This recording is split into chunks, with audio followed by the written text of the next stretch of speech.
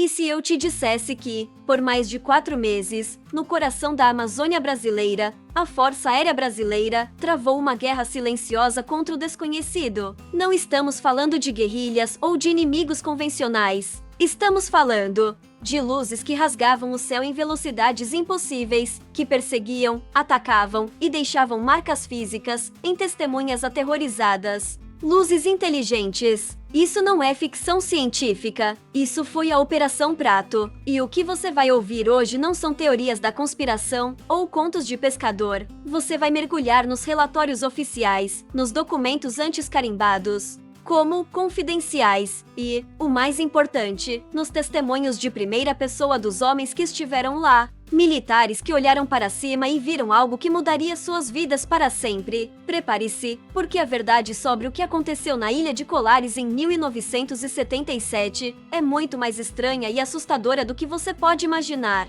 Em meados de 1977, um pânico tomou conta de uma pequena e isolada comunidade de pescadores na ilha de Colares, no Pará. Relatos de luzes misteriosas, apelidadas pela população local de chupa-chupa, começaram a se espalhar como fogo em palha seca. Mas estas não eram apenas luzes no céu, eram agressivas. Os moradores relatavam feixes de luz que os atingiam, causando paralisia, tontura, dores de cabeça e, em alguns casos, marcas de queimadura e a estranha sensação de que seu sangue estava sendo sugado. A situação se tornou tão grave, o medo tão palpável, que a vida na ilha parou. As pessoas se trancavam em casa ao anoitecer, acendiam fogueiras e soltavam fogos de artifício na esperança de afugentar as luzes. A médica da cidade, a doutora Welaide Cecim Carvalho, via seu pequeno posto de saúde lotar de pacientes com sintomas idênticos e inexplicáveis. Ela, cética no início, se viu forçada a admitir que algo muito real e muito perigoso estava acontecendo. O clamor popular chegou aos ouvidos das autoridades. E a resposta veio de cima. O I-Comando Aéreo Regional, o ICOMAR, em Belém, foi acionado. A Força Aérea Brasileira, em pleno regime militar, não podia ignorar uma situação de pânico coletivo e relatos de objetos voadores não identificados em seu espaço aéreo.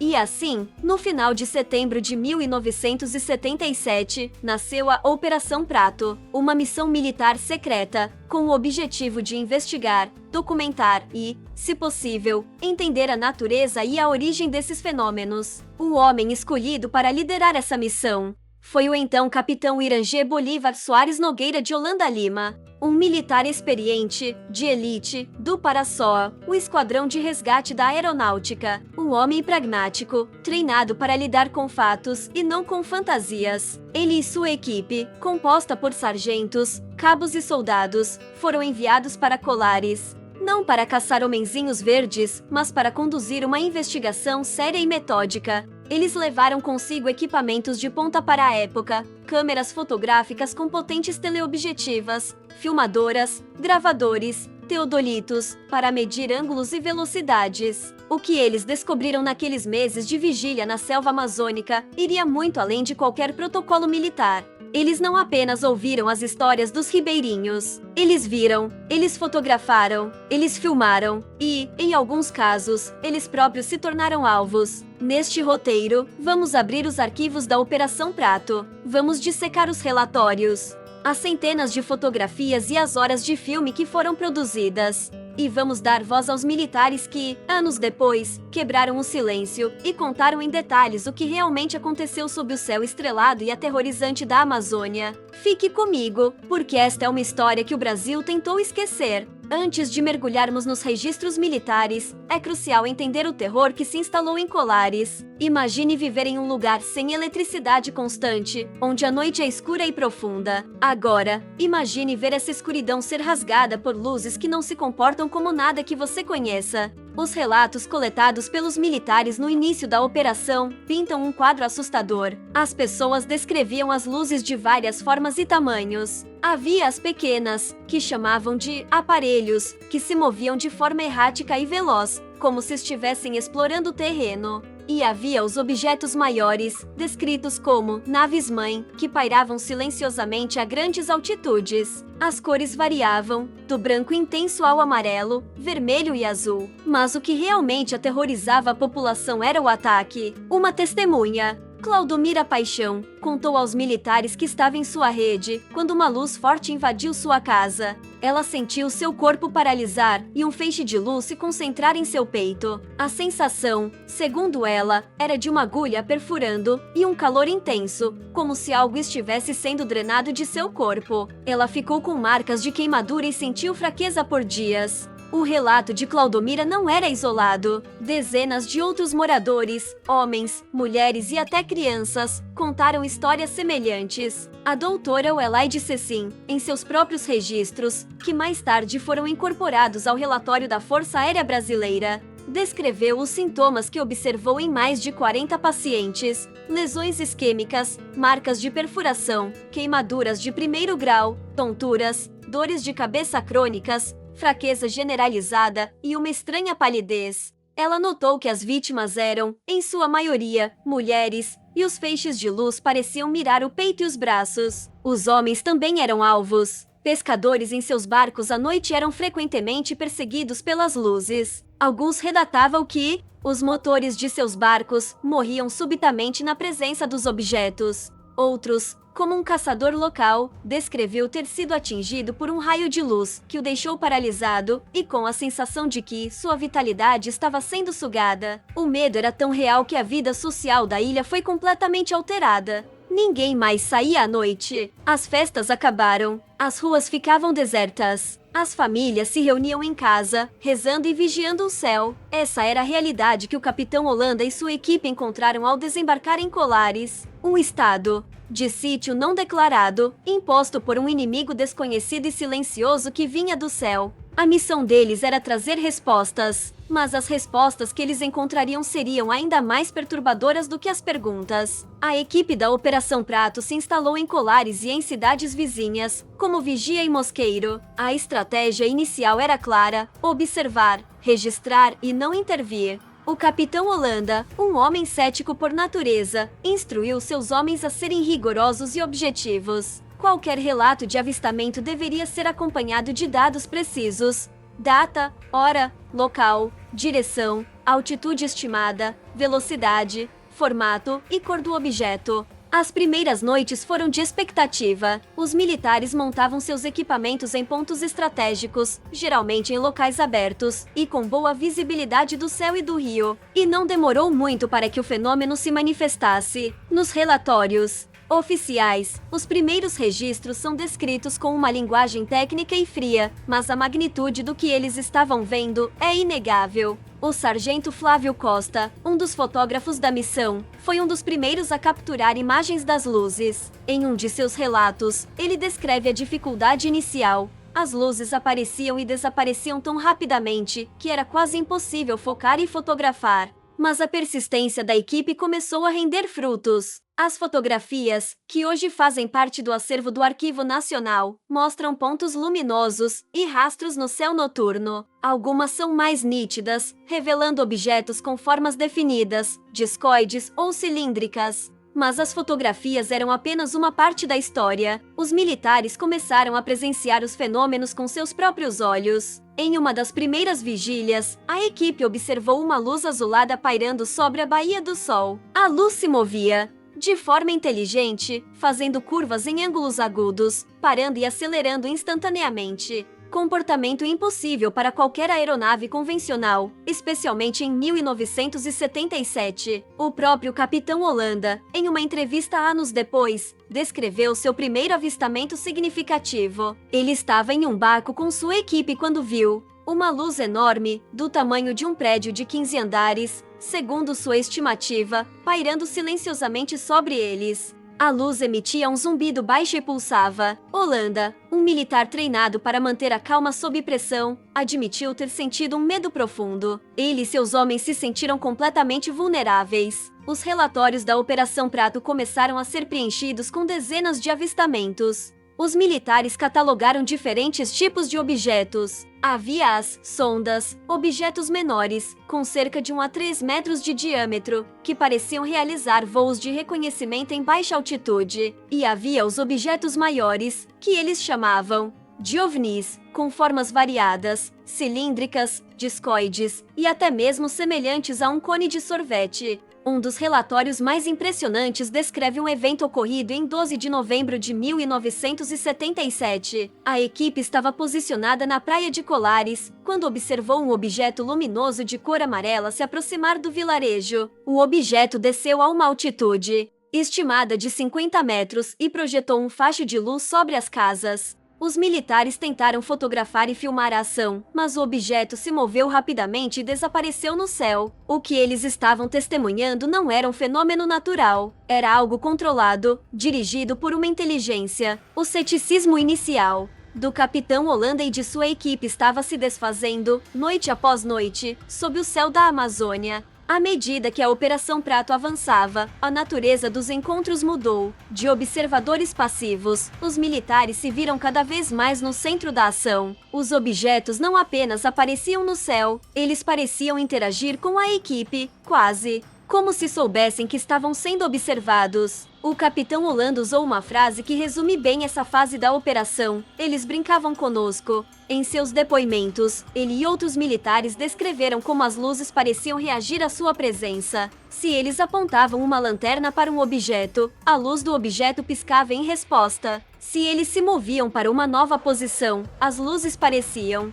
segui-las. Em uma noite, a equipe estava em um campo aberto, quando uma sonda luminosa desceu a uma altitude muito baixa, a poucos metros acima de suas cabeças. O objeto pairou sobre eles por alguns instantes, emitindo um som agudo, e depois disparou em uma velocidade vertiginosa, sem produzir qualquer ruído de deslocamento de ar. A sensação era de estar sendo estudado, analisado, mas a interação nem sempre era pacífica. Os militares também se tornaram alvos dos feixes de luz. Em um dos relatórios, um sargento descreve ter sido atingido por uma luz esverdeada que o deixou com uma sensação de dormência no braço e na perna por várias horas. Outro soldado relatou ter sentido uma forte dor de cabeça e náuseas após a passagem de um objeto luminoso a baixa altitude. O incidente mais dramático envolvendo a equipe militar aconteceu durante uma vigília noturna. O capitão Holanda e o sargento Flávio Costa estavam em um pequeno barco de alumínio no rio Guajará-Mirim. De repente, um objeto cilíndrico, com cerca de 100 metros de comprimento, segundo a estimativa de Holanda, emergiu da água à frente deles, subindo silenciosamente em direção ao céu. O objeto era escuro, metálico e não emitia luz, exceto por um brilho fraco em sua parte inferior. Ele pairou por um momento, como se estivesse observando o pequeno barco, e depois se moveu lentamente em direção à margem do rio, onde desapareceu por trás da vegetação. Holanda, em sua entrevista, confessou que naquele momento, o medo deu lugar a uma sensação de assombro e perplexidade. O que era aquilo? De onde vinha? Qual era o seu propósito? As perguntas se acumulavam, e as respostas pareciam cada vez mais distantes da realidade que ele conhecia. A equipe da Operação Prato não estava mais apenas investigando relatos de terceiros. Eles eram as testemunhas. Suas experiências, seus medos e suas observações se tornaram a peça central da investigação. Eles conseguiram filmar e fotografar uma variedade impressionante de fenômenos. Em um dos rolos de filme, é possível ver um objeto em forma de disco realizando manobras impossíveis, movendo-se em zigue-zague a uma velocidade incrível. Em outro, uma luz pulsa intensamente, mudando de cor e forma. Os documentos oficiais da Força Aérea Brasileira, hoje disponíveis para consulta, contêm mais de 500 fotografias e cerca de 16 horas de filme. Embora muitas das imagens sejam de baixa qualidade, devido às condições de filmagem e à tecnologia da época, elas constituem um dos acervos mais robustos e impressionantes sobre OVNIs já produzidos por uma força militar em todo o mundo. E elas corroboram os testemunhos dos militares e dos ribeirinhos. Elas mostram que algo extraordinário estava, de fato, acontecendo na Amazônia. A Operação Prato foi abruptamente encerrada em dezembro de 1977, apenas 4 meses após seu início. A ordem veio de Brasília. O relatório final da Força Aérea Brasileira foi inconclusivo. Oficialmente, a Força Aérea Brasileira declarou que não havia encontrado evidências definitivas da origem dos fenômenos e que muitos dos relatos poderiam ser atribuídos a fenômenos naturais ou a histeria coletiva. A equipe foi desmobilizada e instruída a manter silêncio absoluto sobre o que viram e vivenciaram. Por 20 anos, os segredos da Operação Prato permaneceram guardados nos arquivos confidenciais da aeronáutica. Os militares envolvidos seguiram com suas vidas e carreiras, carregando o peso do que sabiam. Até que, em 1997, o homem que esteve no centro de tudo decidiu falar. O agora coronel da reserva, o Irangê Holanda, concedeu uma longa e detalhada entrevista aos ufólogos Ademar Gevaerd e Marco Perin. Nessa entrevista, que se tornou um marco na ufologia brasileira, Holanda rasgou o véu do silêncio e contou tudo. Ele confirmou a veracidade dos relatos dos ribeirinhos. Ele descreveu em detalhes os avistamentos que ele e sua equipe tiveram. Ele falou sobre as fotografias, os filmes e os relatórios que produziram. E ele foi além. Holanda revelou detalhes que não constavam nos relatórios oficiais, ou que foram deliberadamente omitidos. A revelação mais chocante de Holanda foi sobre um encontro de terceiro grau. Ele afirmou que, em uma das noites de vigília, ele viu uma nave pousar. E dentro da nave, ele viu um ser. Ele descreveu a criatura como tendo cerca de 1,2 a 1,3 metro de altura, com uma cabeça grande e olhos amendoados. O ser não fez contato direto, mas Holanda sentiu uma forte presença telepática. Ele disse que, naquele momento, teve a certeza de que não estavam lidando com tecnologia humana. Holanda também falou sobre a frustração de ter a operação encerrada prematuramente. Ele acreditava que estava no limiar de uma descoberta monumental. Ele sentia que a Força Aérea Brasileira recuou por medo das implicações do que eles estavam descobrindo. Medo de causar pânico, medo de não ter controle sobre a situação, medo do desconhecido. Em sua entrevista, a voz de Holanda é a de um homem que carregou um fardo por 2 décadas. Um homem que viu o inacreditável e foi forçado a se calar. Ele descreveu os efeitos psicológicos que a operação teve sobre ele e sua equipe. Alguns de seus homens desenvolveram problemas de saúde, ansiedade e depressão nos anos seguintes. O próprio Holanda admitiu que nunca mais foi o mesmo. A entrevista do coronel Holanda foi uma bomba. Ela confirmou o que muitos suspeitavam, que a Operação Prato foi muito mais séria e profunda do que a versão oficial admitia. Ela deu credibilidade aos relatos das testemunhas civis e colocou a Força Aérea Brasileira em uma posição desconfortável. Tragicamente, apenas 3 meses após dar sua entrevista, o coronel Irangê Holanda foi encontrado morto em sua casa. A causa oficial da morte foi suicídio. Ele teria se enforcado com o cinto do roupão. A sua morte, no entanto, apenas adensou o mistério em torno da Operação Prato. Muitos ufólogos e pesquisadores levantaram a hipótese de queima de arquivo.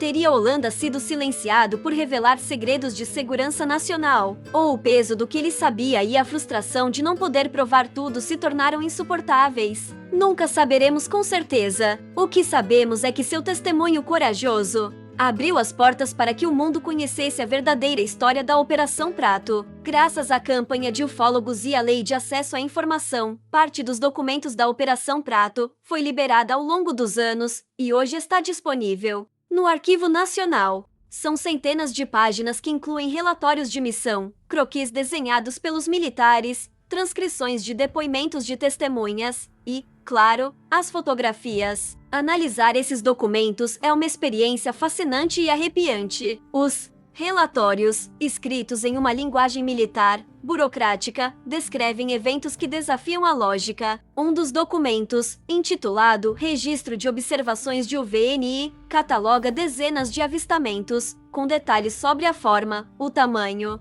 a velocidade e o comportamento dos objetos. Os croquis, desenhados à mão pelos militares, mostram uma variedade de naves, discos voadores clássicos, objetos em forma de charuto, esferas luminosas e até estruturas mais complexas. Um relatório de missão, datado de 1º de novembro de 1977, descreve como a equipe observou um objeto luminoso que emitia um facho de luz em direção ao solo, como se estivesse realizando algum tipo de sondagem. O relatório continua, dizendo que o objeto realizou manobras em alta velocidade, incompatíveis com aeronaves convencionais. As fotografias, embora muitas vezes granuladas e escuras, são talvez a evidência mais poderosa. Em uma das imagens mais famosas, um objeto discoide é claramente visível contra o céu noturno. Em outra, um rastro de luz mostra a trajetória errática de uma sonda. Há fotos de luz espairando sobre os rios, de objetos semi-ocultos pelas nuvens e de feixes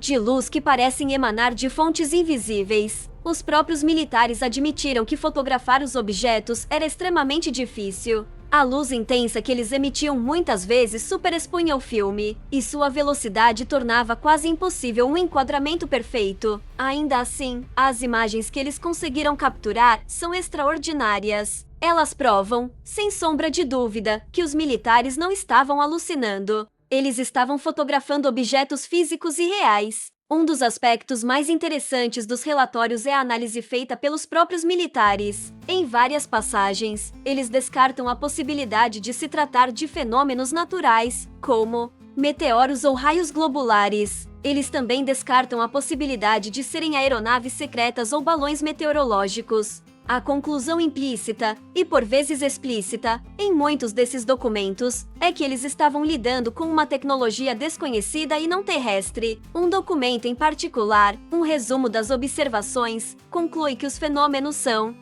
sólidos e refletem de certa forma inteligência, pela capacidade de acompanhar e manter distância de observadores ou alvos. Essa é uma declaração poderosa, vinda de uma fonte oficial da Força Aérea Brasileira. É a admissão, em preto no branco, de que os OVNIs da Operação Prato eram reais, controlados por uma inteligência e representavam um desafio real à segurança nacional. Apesar da liberação de parte dos documentos, muitos pesquisadores acreditam que uma grande quantidade de material, incluindo as 16 horas de filme e relatórios mais detalhados, permanece sob sigilo. A história completa da Operação Prato, com todos os seus detalhes e implicações, talvez ainda esteja trancada em algum arquivo em Brasília. A Operação Prato permanece como um dos casos ufológicos mais bem documentados e intrigantes da história. Não se trata de uma história contada por um único indivíduo, mas de um evento testemunhado por centenas de pessoas, civis e militares, e meticulosamente registrado por uma operação oficial da Força Aérea Brasileira. Recapitulando, temos uma população aterrorizada por luzes agressivas que causavam danos físicos, uma investigação militar secreta que durou 4 meses, centenas de fotografias e horas de filme que documentaram objetos voadores com comportamento inteligente e tecnologia avançada, e o testemunho corajoso e trágico de seu comandante, o coronel Irangi Holanda, que afirmou ter visto seres extraterrestres. As perguntas que a Operação Prato levanta são profundas e desconcertantes. O que eram aquelas luzes? De onde vieram? Qual era o propósito de suas ações na Amazônia? Por que a operação foi encerrada tão abruptamente? E o que, de fato, está nos arquivos que ainda não foram liberados? Talvez nunca tenhamos todas as respostas, mas a história da Operação Prato nos força a confrontar a possibilidade de que não estamos sozinhos no universo, e que, em 1977, nas profundezas da selva brasileira, tivemos um vislumbre de uma realidade muito maior e mais complexa do que estamos preparados para aceitar. Os relatórios e os testemunhos dos militares da Operação Prato não são apenas histórias de OVNIs. São um convite para questionarmos os limites do nosso conhecimento e para olharmos para o céu com um misto de admiração e cautela. Porque, como os homens da Operação Prato descobriram, às vezes, o céu olha de volta. Se essa imersão nos arquivos secretos da Operação Prato te deixou tão intrigado quanto a mim, mostre seu apoio deixando um like neste vídeo. Isso ajuda o canal a trazer mais investigações como essa para você. E se você é novo por aqui e quer continuar desvendando os maiores mistérios do Brasil e do mundo, não se esqueça de se inscrever e ativar o sininho para não perder os próximos vídeos. Eu adoraria saber a sua opinião. Você acredita que a Operação Prato foi um contato real com inteligências de outro mundo? Deixe seu comentário aqui embaixo. Eu leio todos eles. Obrigado pela sua companhia nessa jornada. Continue questionando, continue buscando a verdade. E nos vemos no próximo vídeo.